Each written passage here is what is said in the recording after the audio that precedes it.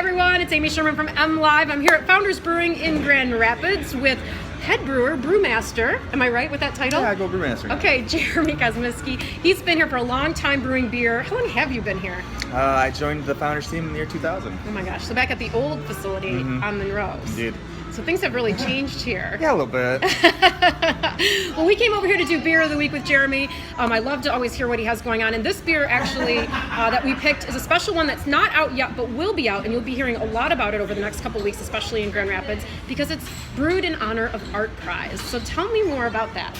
Well, we became the official beer sponsor of Art Prize a couple years back, and so we had an opportunity to create a new beer every year that will be on draft around, and we bottle some up and send it to local markets and a little bit out of state too.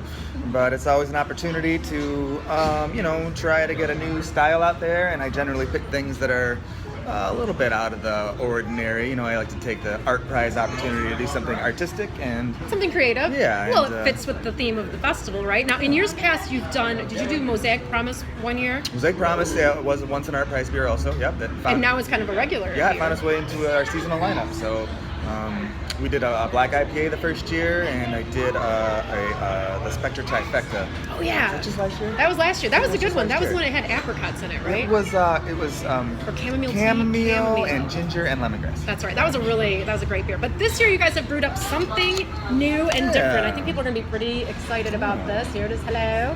It is the Pale Joe. Pale Joe, right. So this beer was another one that I kind of started working on last year here in the tap room. I was just kind of intrigued by the style and the using coffee in a beer that's not dark. So this beer it's a lighter beer. Yeah, it's like a golden ale, okay. Pale ale. It's not especially hoppy, but yeah, let's take a look. So it is very light, and you would not normally think about that with a coffee flavored beer. Well, right. Generally, people will go with a stout or a porter or a brown ale to kind of be their backdrop for the coffee. But I wanted to do something a little bit different, and I really like the way that it kind of features that coffee in a different way. So instead of a really dark roasted coffee, I went with an Ethiopian blend, which has a lot more fruity character to it.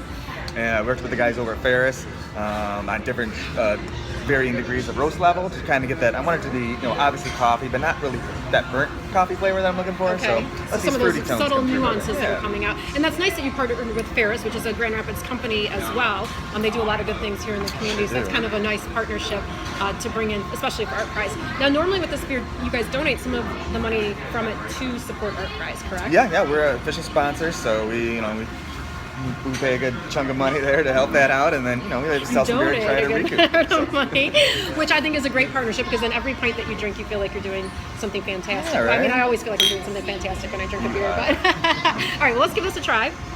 Oh yeah, you got a big note of coffee there.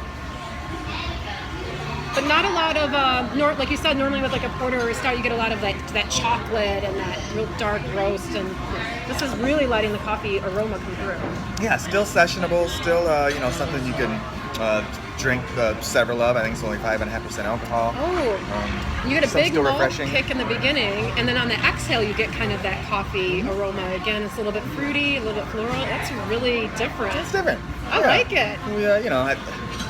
I think that it's a little bit confusing. People will be like, "Why does it taste like coffee and look like a pale ale?" But I mean, that's artsy, right? When you it's very artsy. It's modern art in a glass. So this one comes in at 5.5. How much coffee do you think is in here? I mean, if I drink this, do you think I'll get buzzed and buzzed? I don't know. I don't think so. I think it's probably maybe around 15 milligrams, so a fraction of what a cup of coffee would be. So okay, but if still, you drank enough it could be a pick-me-up if you're feeling Art Prize fatigue. You can stop in here at Founders Brewing, get a pint of the Pale Joe, or pick up a 6-pack at your local retailer and enjoy it, and support Art Prize at the same time, right? That's right. I love it. All right, well, Brewmaster Jeremy, thank you for joining me Thanks, on Amy. Beer of the Week. Of course. Cheers.